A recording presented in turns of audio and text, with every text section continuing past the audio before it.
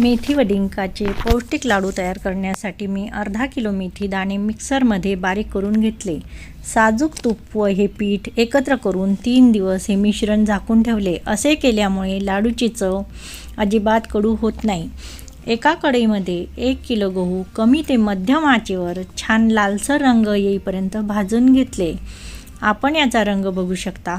थंड झाल्यानंतर गिरणीमधून रवेदार दळून आणले. आता याच गरम कढईमध्ये मी 100 ग्रॅम अळीवसुद्धा छान भाजून घेतले व थंड झाल्यावर मिक्सरमध्ये बारीक करून घेतले. एका भांड्यामध्ये दूध व अळीवचे पीठ एकत्र मिसळून 3 ते 4 तास झाकून ठेवले.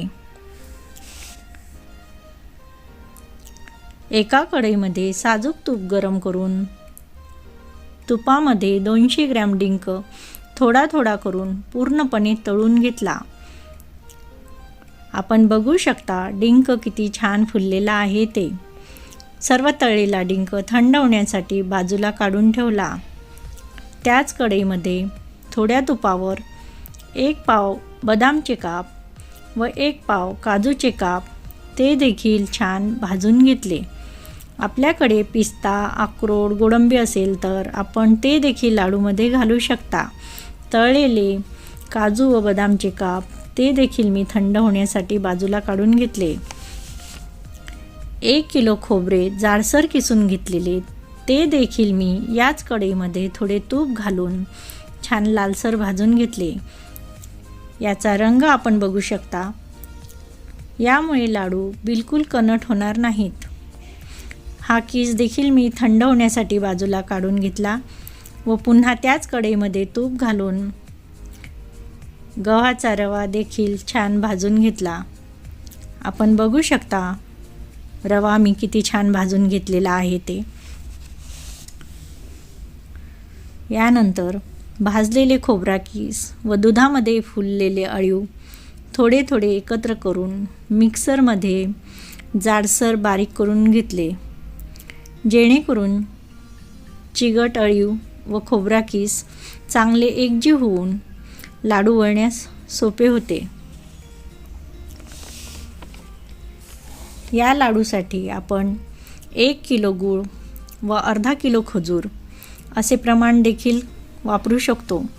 परंतु मी हे लाडू शुगर फ्री तयार केलेले आहेत, त्यामुळे त्यासाठी 1.5 किलो खजूर बिया काढून घेतलेला तो देखील मिक्सरमध्ये थोडे थोडे करून सर्व बारीक करून घेतला. आपण बघू शकता की मी खजूर किती छान बारीक करून घेतलेला आहे ते. यानंतर मी तळून घेतलेला सर्व डिंक एका बत्त्याच्या साहाय्याने चांगला बारीक करून घेतला. आपण हा डिंक मिक्सरमध्ये देखील बारीक करून घेऊ शकता.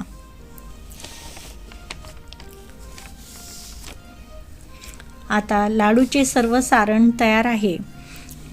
एका मोठ्या भांड्यामध्ये रवा, खोबरे किस व अळीवचे मिश्रण, काजू बदामचे काप, मेथी व तुपाचे मिश्रण, बारीक केलेला डिंक,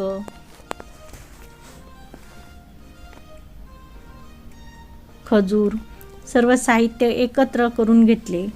हे सर्व साहित्य मी हाताने मळून चांगले एकजीव करून घेतले व नंतर त्याचे लाडू वळून घेतले.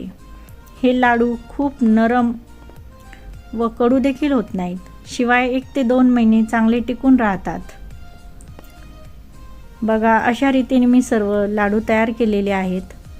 तुम्ही बघू शकता किती लाडू तयार झालेले आहेत ते. तुम्हाला माझी रेसिपी आवडली असेल तर माझ्या चॅनलला लाईक, शेअर व सबस्क्राईब करायला विसरू नका.